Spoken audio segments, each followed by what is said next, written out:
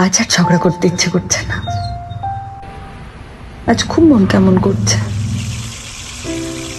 কোনোদিন বলিনি, আজ বলছি। আগে যখন ধান দুব্ব দিয়ে আশীর্বাদ করতি, মনে হতো জীবনের সব পরীক্ষায় মিরাকেল হবে। আর আমি খুব জোর বলতাম, আমার দাদা যেন ভালো থাকে। কেমন আছিস দাদা? মাংসটা হয়ে এলেই দুব্ব তুলতে যাব। মিষ্টির প্লেট সাজাবো, প্রদীপ জ্বালবো, আসন বাঁধবো, কিন্তু তুই আসবি না। দাদা, তুই তো মানুষে মানুষে ভালোবাসার কথা বলতি। বিয়ের পর প্রথম ভাইফোঁটায় কি সত্যিই দেখা হবে না আমাদের? নাকি তুই আর সবার মতো হয়ে গেলি? আমার সঙ্গে কথা বলতে নেই?